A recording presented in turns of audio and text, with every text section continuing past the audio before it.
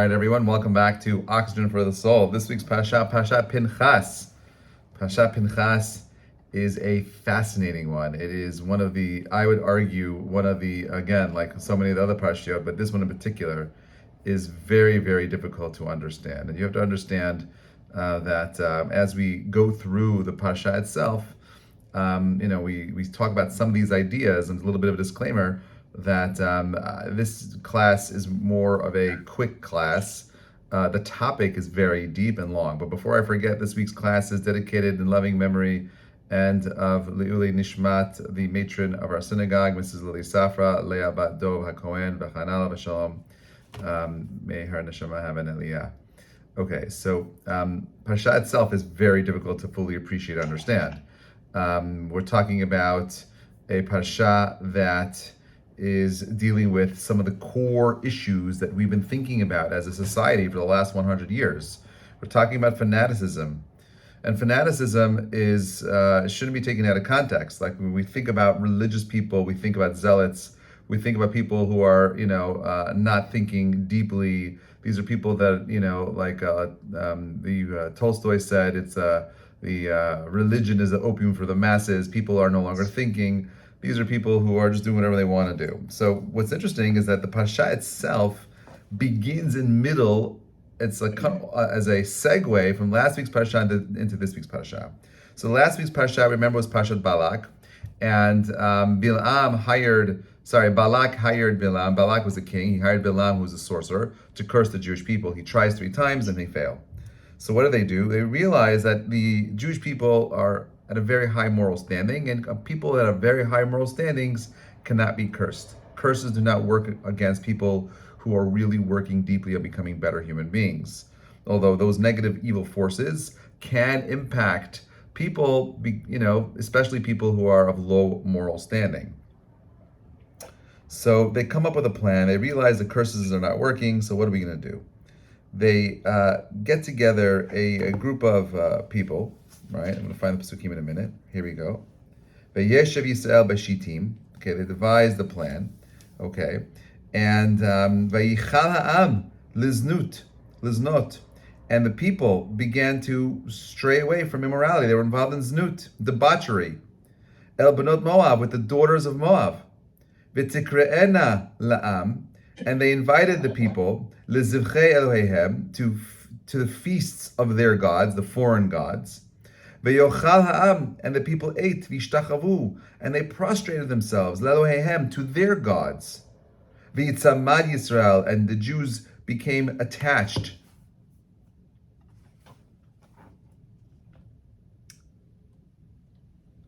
LaBaal Peor, to the Baal Peor, v'yichar af Hashem beYisrael. And God's anger flared up against the Jewish people. So here you have a situation where the Jewish people are involving themselves in sexual immorality, and God's getting angry. God's ready to punish them. God's ready to do His thing to ensure that the Jewish people maintain that high level of moral standing. So what ends up happening is like this. Vayomer Hashem el Moshe. God says to Moshe, Kach et kol rosheh ha'am, take the leaders of all the people, v'huka otam, and they should be hang them, LaHashem, neged Hashemesh, in front of the sun, ve'yoshov charon af Hashem Yisrael. So that will withdraw God's flaring anger of God from the Jewish people. So in order for God to kind of like rest, there has to be vengeance. There has to be some sort of Mida keneged mida. You went ahead and you lost your moral ground. Why did you lose your moral ground? Because of the leaders' inability to maintain their leadership. Okay, we got to get rid of the leaders. The leaders' causes, they're the ones that got in. They're the ones that started this. They're the ones that incited the people. Now we get rid of the leaders themselves. They have to be capital punishment. Moshe said, Shiftei Yisrael, to the judges of the Jewish people, Hirgu ish anashav hanitzmadim lebal Peor.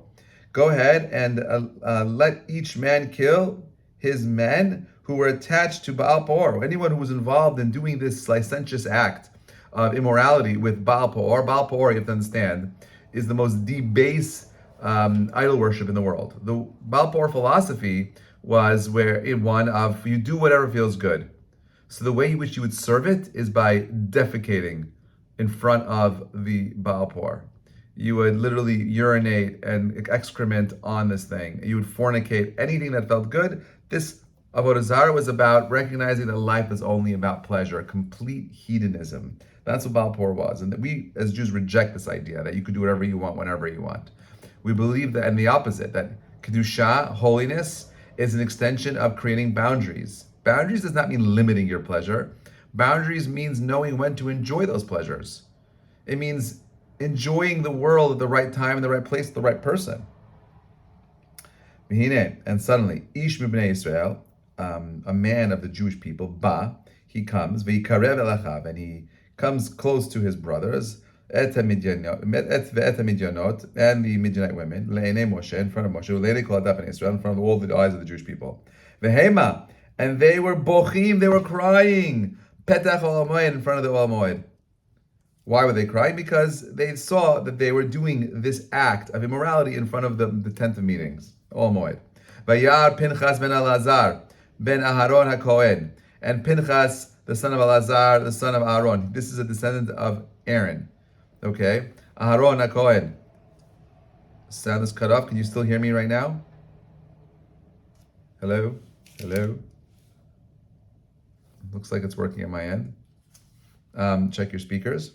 Vayar Pinchas ben Elazar ben Aharon HaKohen, and he sees this, Pinchas, Vayakom, and he gets up mitoch ha'edah, from amongst his assembly, V'yikach romach, and he takes a spear b'yado in his hands. Vayavo, and he comes, Acher ish Yisrael el hukba, v'yirkod et shnehem, et ish Yisrael et isha el kafta, v'ta'atzer ha'magefa me'al b'nei Israel.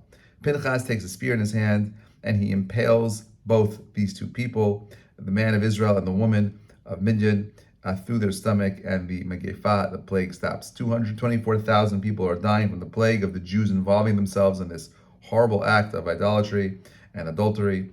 There are 24,000 people that died. This is where last week's parasha ended. So it ends in a cliffhanger.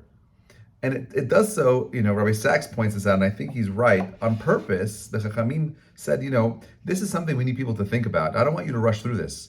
We want you to spend some time thinking deeply about what just happened. Because Pinchas grabs a spear, and he ends up taking the spear and driving it through the stomach of Zimri and Cosbi. Zimri is from the Nasi, the head of Shevet Shimon, and Cosbi is a princess of Midian, Midianite princess. So Pinchas sees this violent sexual act that's happening in front of the Ohel Moed, right in front of Moshe, in front of the elders. No one's doing anything. He runs off, grabs a spear, the Pasukim tell us, and he impales them both. And the Torah tells us that this was a great thing because it stops the plague. Now, if we pause the story right here, and we stop the filming, what would you say? Pinchas? Hero? Fanatic? Zealot? Is he a religious fanatic? Is he crazy? How different is he than Yigal Amir? How different is he than all other zealots that get up and see, religious, religious sacrilege and go out and do something, as a way of sanctifying and stopping this breakaway from what they think is holiness.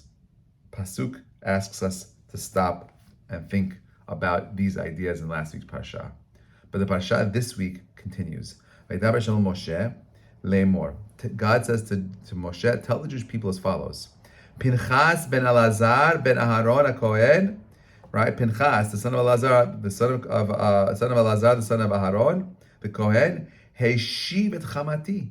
He turned back my anger, ma'al b'nei Yisrael, from among the Jewish people. B'kan'o, right? The word kan'o comes with kinah, with his zeal, right? With his zealousness, he avenged kinati, my vengeance, b'tocham, among them. V'lo kiliti, and I did not destroy et b'nei Yisrael, b'kinati, I did not destroy the Jewish people with my vengeance. L'chen, emor, therefore, this is like a declaration of proclamation.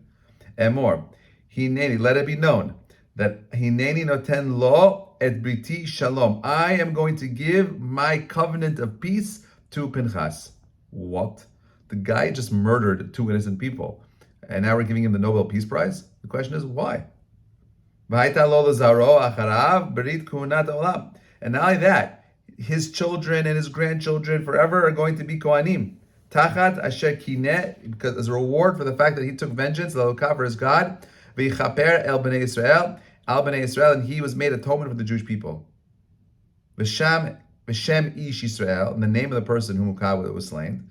The Torah generally does not like mentioning the names of people that did sins, but over here it goes out of its way to tell us how profound this act was, right? It says over here, Hamukeh asher hukat midyanit, the one who was slain with the Midianite woman was Zimri ben Slua. Zimri, the son of Slua, Nasi Beit Av Shimoni, the Nasi, the prince of the house of Shimon. V'shem Isha, the name of the woman, Hamukah Midyanit, Kazbi Batsur. Right, the name of the slain woman, this Midianite, was Kozbi, the daughter of Tsur. Rosh Ha'umat Bet Av B'Midyanhu, the head of the people, the house of the patriarch of Midian. That's what we're talking about. That's the story. Okay, so how do we wrap our heads around this? Talk about fanaticism versus indifference. Well, let's talk about indifference. Indifference in Judaism is the worst possible thing you could be engaged yourself in. Indifference is tantamount to death, right? We don't believe in sitting back and not engaging in the world itself. We very much believe in Judaism that we have a moral responsibility to engage in things that happen on planet Earth. We're meant to engage with people. We're meant to engage with, the difficulties that people go through. We're supposed to help people. We see moral injustice. We're meant to get ourselves involved and stop the moral injustice. We got to do whatever we can to help people around us. So sitting back on your laurels and doing nothing is not an option. But on the other hand, how far do we have to go when it comes to seeing something that's immoral? Do I get up and stand? Do I say something? Do I just be quiet? Like, what is the right response? And the Torah is telling us over here something fascinating, and it's hard to wrap our minds around. I spent a lot of time going through the Midrashim before this class, trying to understand how do I know if I'm doing something, if my action is an act of zealotry, or really having God's best interest in mind. Now, let's go through the halakha for a moment. You see someone doing something inappropriate in the streets, that is, where the punishment would be death. Can I take a spear and kill them? Can I take out a gun and shoot them, blow them away? The answer is no, absolutely not. How does it work? In Judaism, you have to have a thrab. You have to warn them. You have to give them 2 warnings in front of Eidim. You have to let them know what they're doing wrong. They have to understand you. There's so much that has to go there. So the Midrashim are wrapped around with 2 different ways of understanding it. Number 1, had Zimri, this prince who was killed by Pinhas, defended himself and killed Pinhas, Zimri would have been vindicated. He would not have been punished for it. That the act over here itself had to have been precise in 2 ways. Number 1 is that the way in which Chachamim deal with the fact that of just religious, emotional zealotry is they deal with Pinchas' emotions by saying before he went ahead and carried out this act, he went and spoke to Moshe about it and said, Moshe, what is the halacha? You taught us this halacha. You told us what happens under these circumstances. Moshe had forgotten the law. Pinchas reminded him. And because Pinchas paused, stopped, and went through this intellectual process of clarifying what the law is, then Moshe said, now you can execute the law.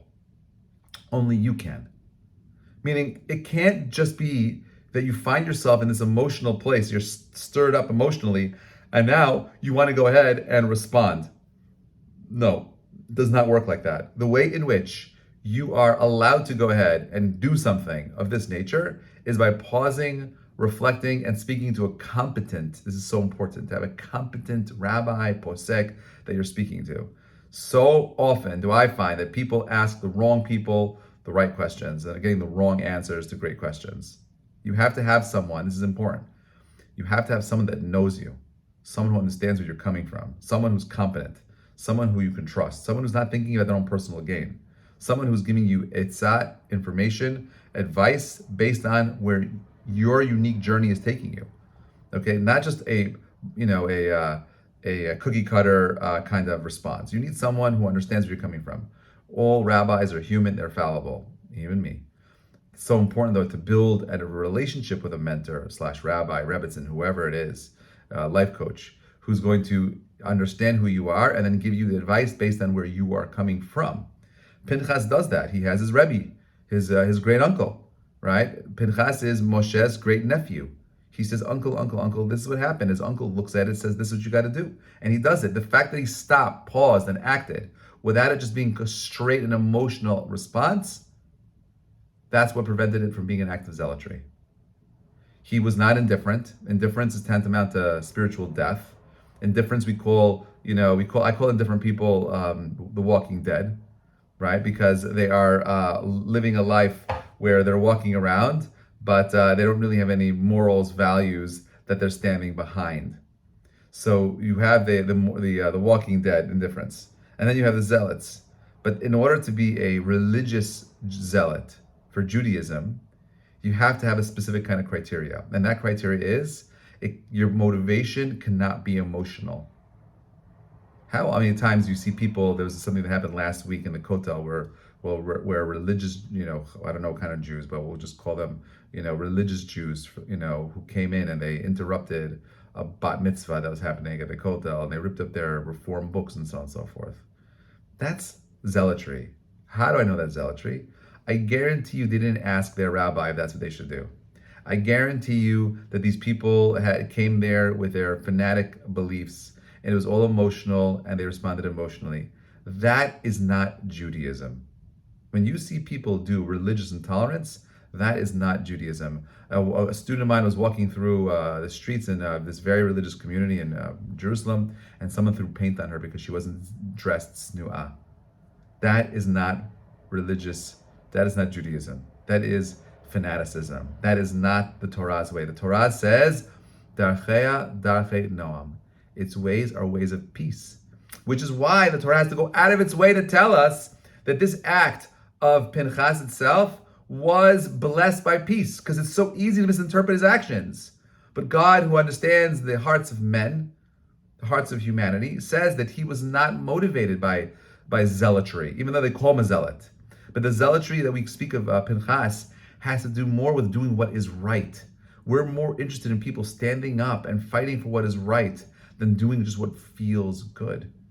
And that is the difference over here. This major difference. Pinhas is awarded the the Nobel Prize for Peace because he is acting not on emotion, but on a cerebral, very clear in understanding of what his responsibility is here. Now, this is confusing because there's so many other rabbis. For example, there's a book called the Sridei Eish, who says that that Pinhas, quoting the Arizal, was a na'ar katan, a small child, and he did not understand what was going on, and that he made a mistake by killing Zimri, which is hard. How does the Arizal say that? He says that really he did that Pinhas did the wrong, that Zimri was doing the right thing, that he was trying to engage in something that was asur. Now, when he wrote this, right, his book was set on fire. Like, this is like a very, ironically, another fanatical response to an interesting idea. But I think that the idea is like this, and I believe this is what the Torah wants us to think about. There's no question that when we see something that shakes us to our core, we want to act. How do we act? We have to act with intellectual discipline, not emotional rage. Emotional rage does nothing. Emotional rage is the cancel culture that we're in today. Emotional rage doesn't give us the opportunity to speak and understand another person. Emotional rage does not ever lead us to any real conclusion that is helpful for humanity and for ourselves. All too often, we make mistakes because of our emotions. But the Torah over here is telling us that if you want to be blessed with the blessing of peace, you want to find yourself in a situation where you're dealing with so much turmoil and challenge, pause, reflect, seek guidance, get good etzah, question the guidance. I'm a very big believer. If you hear something that you don't like, you hear something from a teacher that sounds off, find someone else. Not because you're shopping around, just double check that if what you heard was true, if that makes sense. Sometimes our responsibility, is to not only challenge the world around us, but to hold other people accountable. If you have the courage of asking someone the question, then you should also have the courage of saying, hey, I heard what you said, but it didn't fit into the category. Let me explain why. And then at least give him the courtesy of having that dialogue. Pinhas does it with Moshe. Moshe hears it. He says this in front of the Chachamim. Everyone agrees. Pinhas goes ahead and executes Zimri and Cosby. May we never be tested in this way, because it's not an easy test to have. But if the Torah did not tell us that what he did was an act of peace, an act of vengeance for God, we would always assume that Pinhas was wrong, right? Because we as Jews reject any kind of violence. Like today, there's no halachic reason why we should start a war to take over the Beit HaMikdash. We want to take over the Kotel Mount, nice try. We can't do it. Only Mashiach. It has to come through peace. We believe as peace. We have an idea of a defense force. We don't start wars proactively. We are always meant to be a defensive people. Do we find times in history where people get it wrong? The answer is yes. But that is not what the Torah wants from us. The Torah wants darchei darchei noam. It wants peace, but it wants us to remember Hashem oz la'amo yiten. God gives strength to His people. Hashem yivarech damo b'shalom. He then blesses with peace.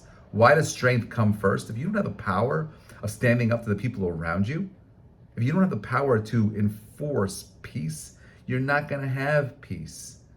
You're not going to have disarming Israel. It does not make more peace in the land of Israel.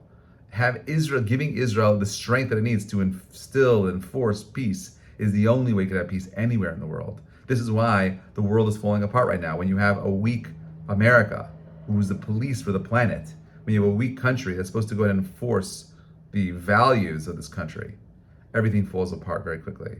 If we have strength, Hashem oz la'amo yiten, God blesses us with strength. Hashem yivarech damo b'shalom. It took a lot of strength on Pinchas's part to execute these two people, and as a result of it, he brought peace. I'm going to end with the following question.